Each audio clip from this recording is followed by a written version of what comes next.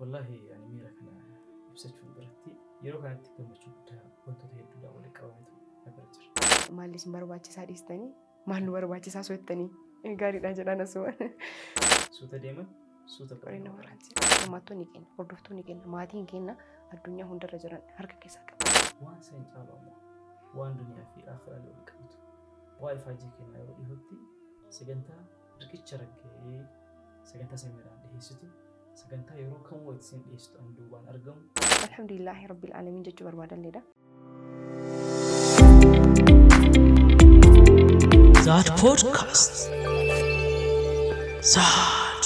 بسم الله الرحمن الرحيم السلام عليكم ورحمة الله وبركاته كبجمتو تدعوتو تكنبوتو الدنيا لا ترجمتها بك جرتنيت إدوس جرتنيت نجيني ربي في سنبرها قوتو ترتين كسمال فكاتا نوتس ترتي بريدة إيه كاباني بود كويار أقولنا بالي مقالة روبي استوديو كينا هنقف جلقبا أكسمو وجي كين هدول أفا مو بورا كان تأي استوديو بالي روبي ترجمنا وندك يسني ترتي قالك كولي تاسم نبدي كاب هرمو منو مكينا استوديو زار بودكاستي نمو مكينا نموتا استوديو زار بودكاست كسولين درين ولين سجنتا بريدة كوبي بريدة سنكبرنا دفن جرا هذا تو سجنتا كنا تنولين ترى أسمي لكم Nagaa alhamdulillah jirra.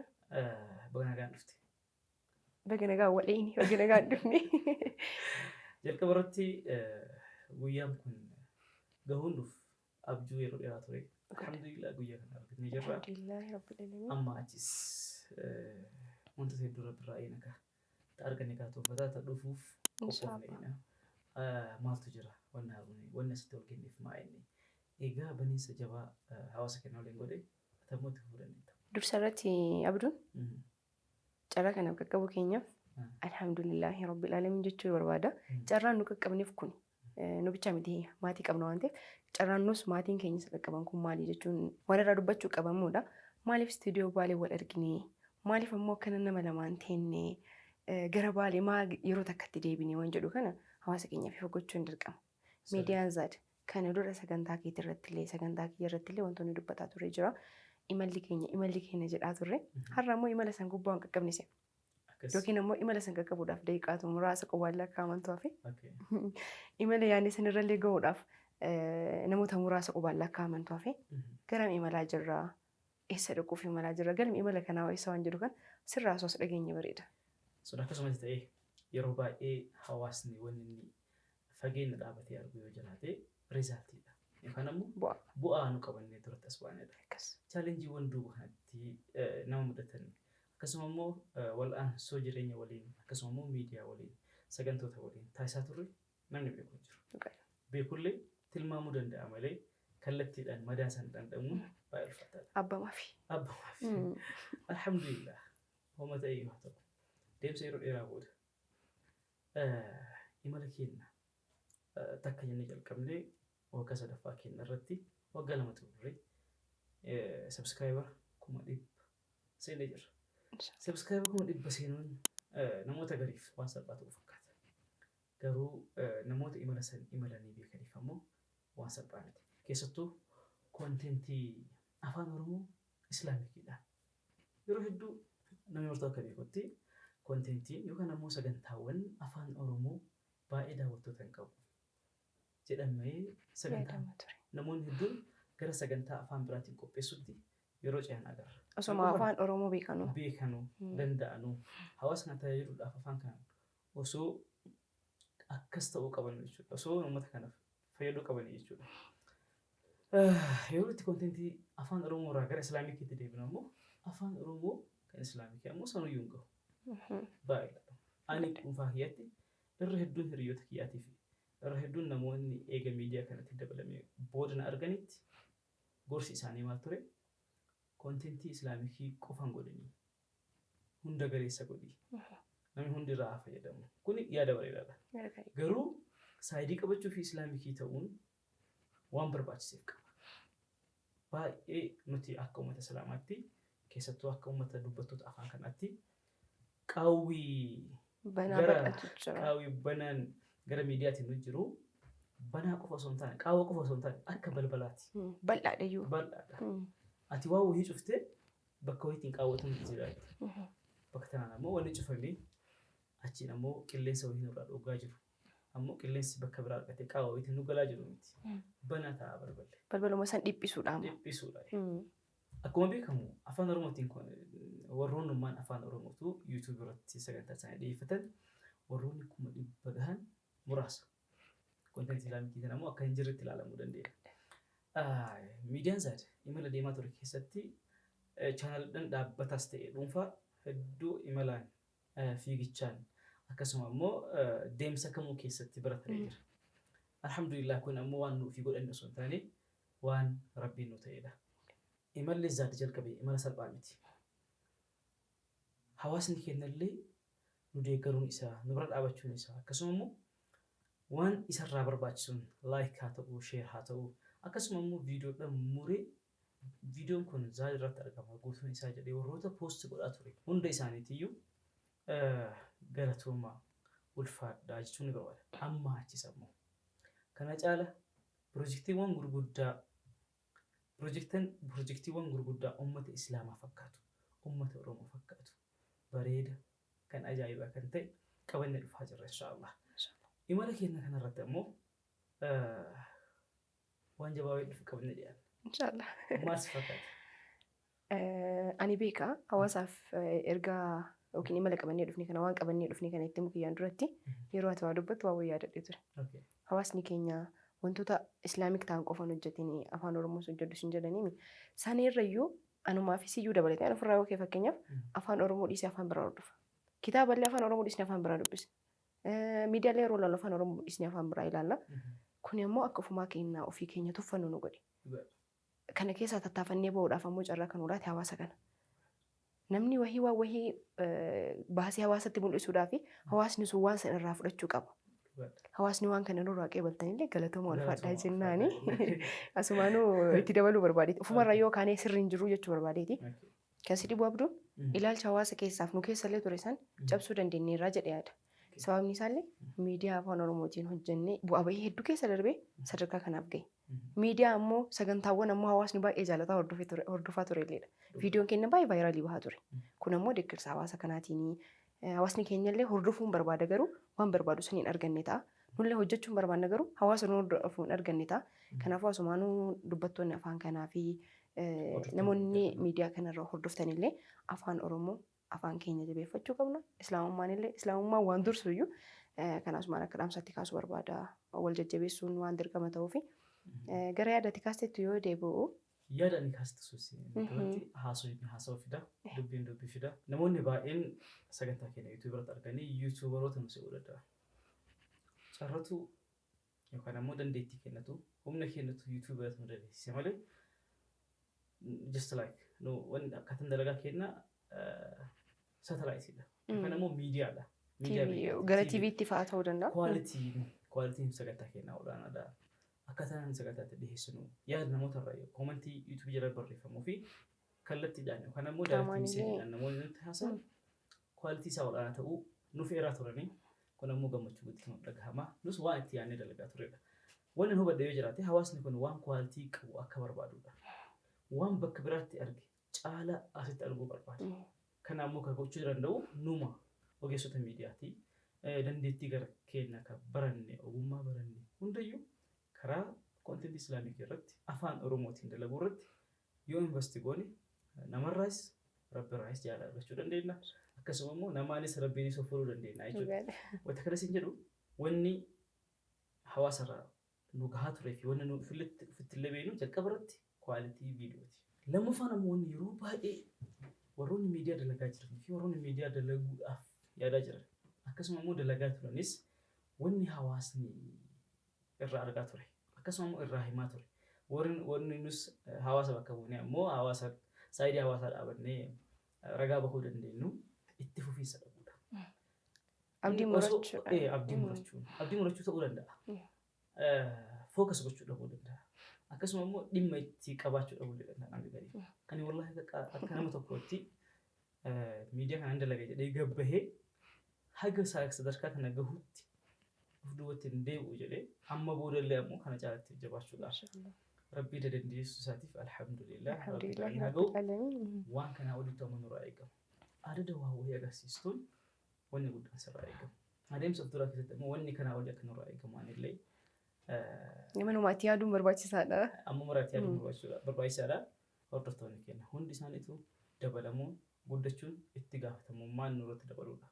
Namni tokko dhufee hojiin keessan bareedaadha jechuun hojii biraatiif nu qopheessuudha. Namni tokko si duuba dhaabatee maashaa Allah jabaadhu sun jechuun abbaa carraa ta'uudha. Carraa saniif fayyadamte ammoo hojii keetiif jabaachuudha. Hawaasa kana waan inni barbaadu san akka inni barbaadu biraan gahuudha. Biraan gahuudha. Dhiifama illeedha. Yeroo hedduu waa gaafachuudhaan beekama. Har'a ammoo carraa argadhina haasaa jira. Sirra ilaalamu gammachuun nu keessaa amma. Maal gammaddanii jedhanii akka gaaffii hin kaasne dursinee imalli nu jalqabne kana dura isaan bira jiraachuun yaadni wayilee nu keessa turuu isaanii biraan geenyee jira. Kun wal nama gaafachiisu. Garuu ammoo nu kuma dhibba galuu keenya kan maatiin keenya as ga'uu keenya kan guddinni keenya hangana fagaannee deemuu keenya kan cal jennee bira dabaruu hin barbaanne gammachuu keenya kan hawaasa wajjin qoodamuu barbaanne bifa kamiin qoodamtanii yoo nu jedhan ammoo abduun bifa kamiin hawaasa wajjin waan kana qoodamuu yaadne akkamitti dabarsuu barbaanne waan jedhu kana bal'inaan osoo nuuf kaastee simarraa osoo Kan osoo sitti dhiisanii tola ture garuu eeganaaf kennite itti deemuuti maal seete waan amma itti deemaa jiru kana gammachuu kenna ammaa kana waan yeroo jalqaba sagantaa kana yookaan ammoo miidiyaa kana dalaguudhaaf jalqabnu waadaa ofii kennaa seenneera. Yeroo hedduu namoonni waa ofii dalaguudhaaf eebbisiisuu barbaadu. Hawaasa walitti waamanii waan akkana dalaguuf jedhanii eebbisiisu. Gaafa kana namtichi kun ofii dubbataa jira malee waan dalagee lafa jiraachuu dhabuu danda'a. Garuu ogummaa qabaachuu danda'a. Namni illee itti amanuu danda'a waan ta'eef. Hawaasa keenya illee giddu bira godhachuudhaan. Callisnii ol kaanii waan akkana dalaguuf jennee hawaasatti gabbahuun salphaan ture. Ulfaataa ture. Tarkaanfiin fudhannee yeroo sanitti fudhannee maaliif jalqaba ofii kennaa waan dalagne hojiidhaan maal argisiisne waa dalagne dalagaa argisiifnee gaafa waan tokko dalagdee dandeettii kan kee hawaasatti mul'ate si osoo hin ta'in hojii kee dubbata haasaa dubbate. Hojii kan yeroo dubbatu ammoo hawaasni hin dhagahaa hin argaa waan addaa waan isaaf mirkaneessituun sirraan barbaada. Haasawuun dirqamaa miti. Haasawuun dirqamaa miti. Osoo ati hin dubbatin si dubbisa. Maaliif waan osoo ati isa biran dhaqin itti dubbatee itti agarsiisu jira waan ta'eef. Ati waan xiqqoodha jettee kennita. Hawaasa immoo waan xiqqoo san guddifatee maashaa Allah waan guddaa isin jedhu qabnallee. Kanaaf dirqama hojiidhaan hawaasatti gabbahuun dirqama ta'e. Hojii kana ammoo akka inni ulfaataa ta'e illee hin beekna. Akka hojii dadhabsiisaa ta'e illee hin beekna. Hojii akkasuma ammoo chaalenjiin keessatti baay'ata. Even wanta hojjettuu miti eega hojjettee gabbaatee hawaasa keessa baatuyyuu gaafin hawaasa irraa sitti ka'u baay'ee akka ta'e beekama. Riskii baay'ee fudhatta. Riskii baay'ee fudhatta. Kana jechuudha. Kana keessatti ammoo zaadiin keessatti wantoonni hedduun nu mudatee jira.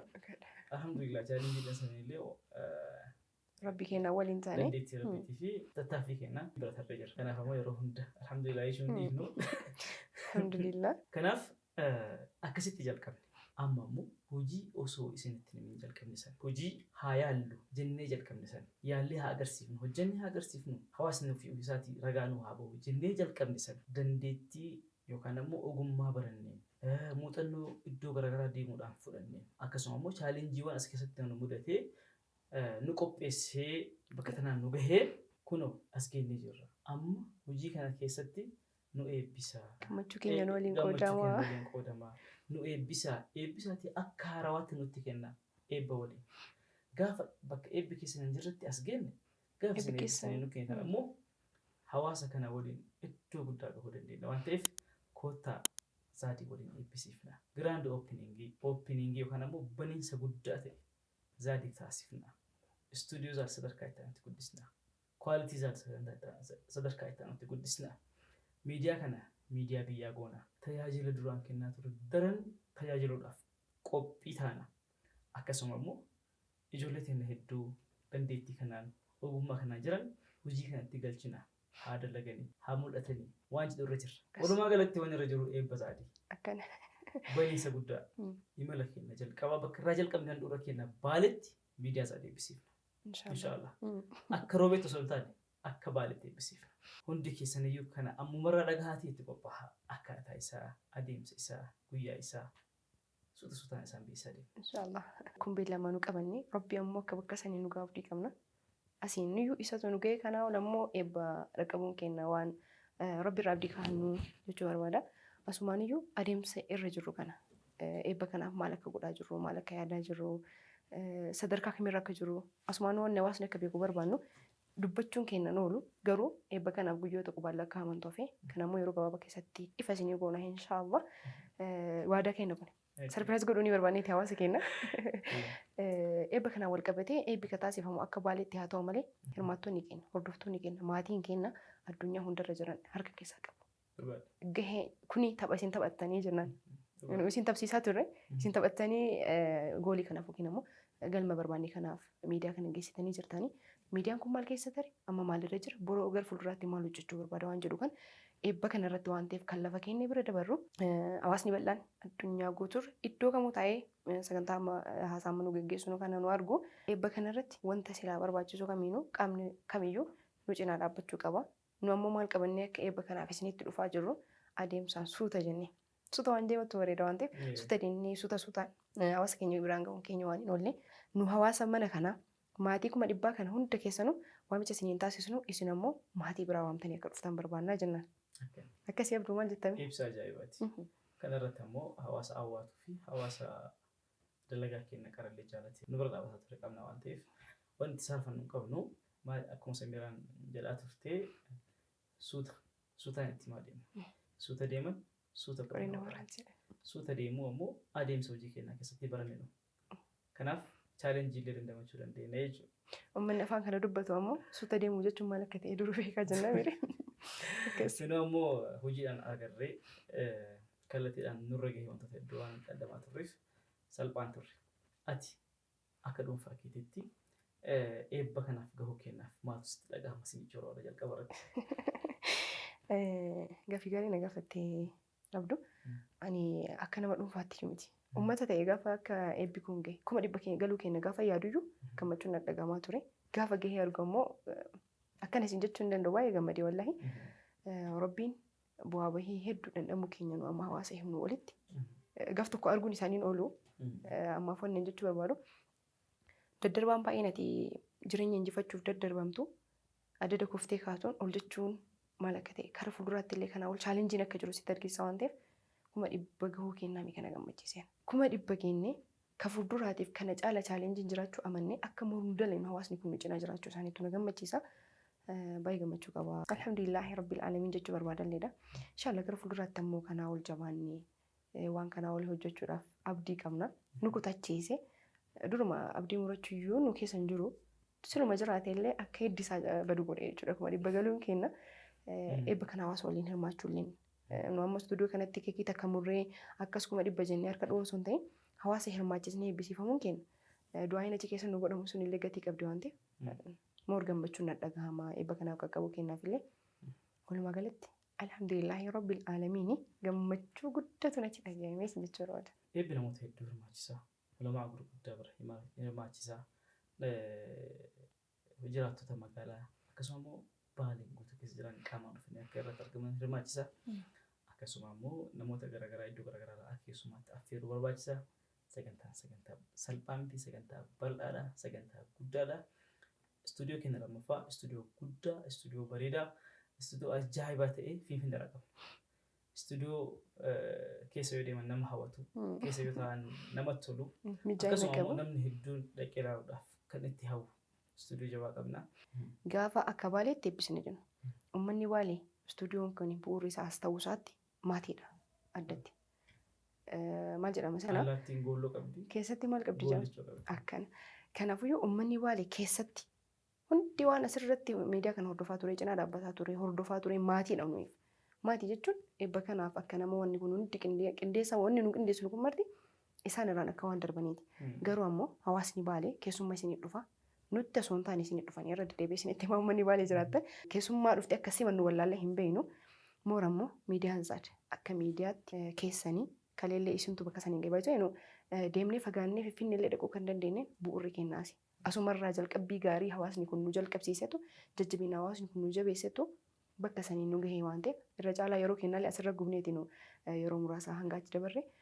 Kanaafiyyuu hawaasni baalee naannoo kana jiraatan hundi keessanuu keessummaan dhuftu zaaditti abduutti yookiin samiirratti osoo hin taane meembarsii as keessa jirutti osoo hin taane isin uummata baaleef naannoo asii jirtutti akka dhuftu beeytanii maalli isin barbaachisaa dhiistanii maal nu barbaachisaa so'ettanii gaariidha jedhaan asuma. yeroo tokko yeroo eebba jedhamu akkasuma immoo yeroo namni tokko waa wahii eebbisiisu yookaan immoo waa wahii galmaan gahee hawaasa biraan gahu hawaasni akka waan si dhuunfaa kan keessi gargaarutti ilaaluu danda'a. Kun fiilingii akkasii ammoo hin barbaachisu. Zaadiin bira dhaabachuun ufuma bira dhaabachuudha. Waan ati kennitu kamuu deebi'ee si gargaara. Miidiyaan ammoo hanqina guddaa nuti qabnudha. Akka biyyaattis akka baay'attis jechuudha. Uummata musliimaattis osoo dhamee gaariidha. Keessatti ammoo akka bakka tanaattis jechuudha. Inshaallah ni daleenas miidiyaa kana ni guddisnas miidiyaa dorgomaa biyya taanii taasisna miidiyaa dorgomaa Afrikaa ni taasisna miidiyaa dorgomaa addunyaa ni taasisna. Inshaallah asumarraa ka'uu ni wartu. Already mala keenya jalqabnee jirra. Daandii milkaa'inaa gubbaa jirra. Akkuma duraan baratame nu bira dhaabadhaa. Nufaana turaa. Wanta na gaafatte siifis nafuu jedhee yaadaa jira. Gaafiin akkasitee turte. Dhugaadha miira akkamitti dhagahame jedhee si gaafachuu baadhu miira si dhagahame argaara. Garuu mee hawaasni bira jiruuf arge hawaasni illee si daawwataa jiranii. Mee miira kana akkamitti ibsata Abduun? Wallaahi ani miira kana ibsachuun biratti yeroo kanatti gammachuu guddaa wantoota hedduudhaan walitti qabametu nagara jira. Jalqaba irratti barnoota yeroo dheeraadhaaf barataa ture. Barnoota joornaalizimii yookaan ammoo gaazexeessummaa barataa ture. Eebbifamu kiyya. Viidiyoo fi footoo isiniif gochuudhaaf baadhullee duraan ammoo dandeettii uumamaatiin akkasuma ammoo waan ekspiriyaansii guyyaa keessa argadheen dalagaa turullee amma ammoo sertifaayi ta'ee barnootaan kan deeggarame taatee dhufeera. Osoo kun gammachuun jiru sa'aatiitti yuutuubiin Zaad Poodkaastiin yookaan ammoo miidiyaan keenya akkuma dhibba gahe irratti gammachuu dachaa ta'uun isaa waan ajaa'ibaati.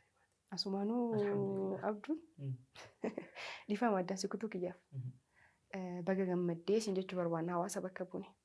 Quban qabnu hin dhageenye. Galatooma ulfaadhaa. Inshaallah yeroo dhiyootti suur-sagalee fi suuraas isin biraan ni geenna. Ni gahaa akka dhuunfaatti karaa sooshaal miidiyaa mataa kiyyaatiin akkasuma karaa Zaad Poodkaastiin isin biraan ni gahaa. Wallahi gammachuun dachaadha. Kamiif gammadee kamiif dhiisa. Hunduu ammoo kallattiidhaan natti dhufee alhamdulillah bu'aa ifaa jeekeetti. Dhuguun waan guddaadha. Waan san caalu ammoo waan duniyaa fi aakhiraalee walitti qabatu.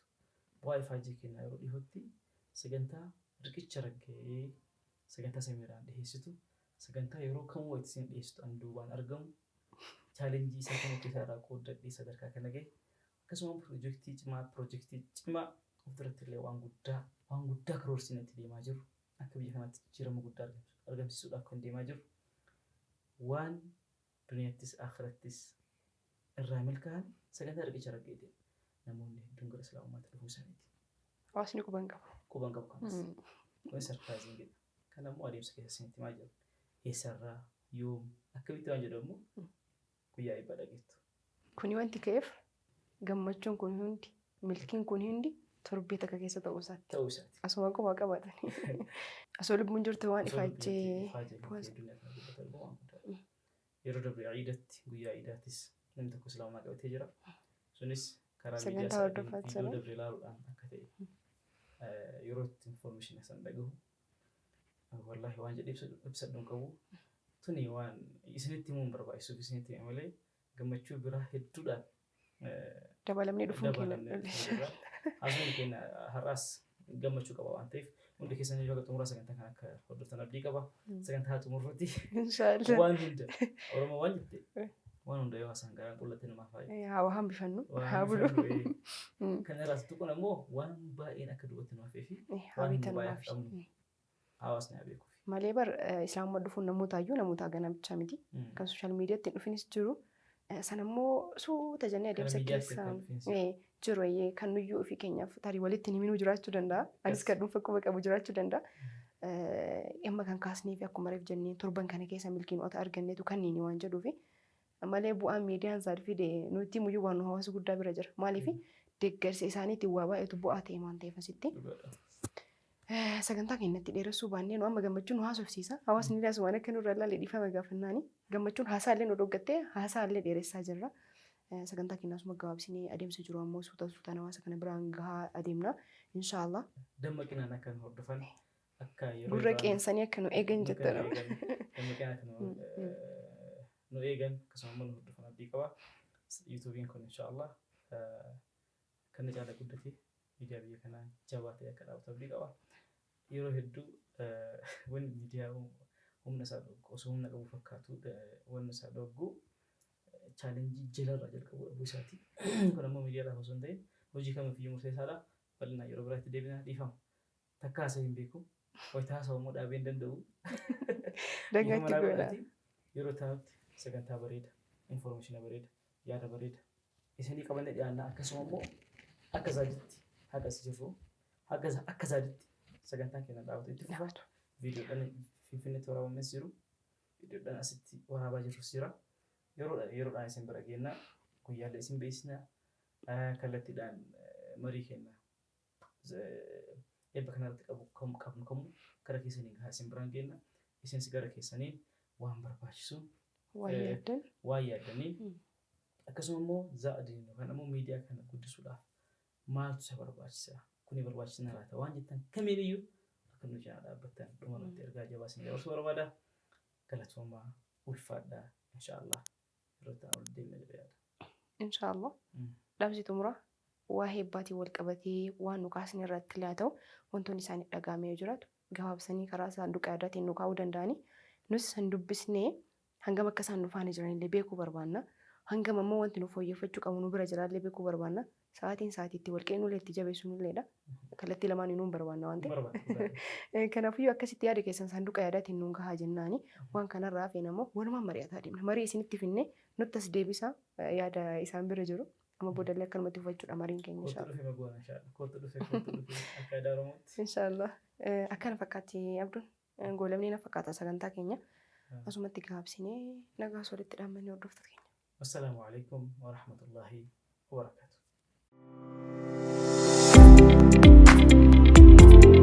Zat Podcast.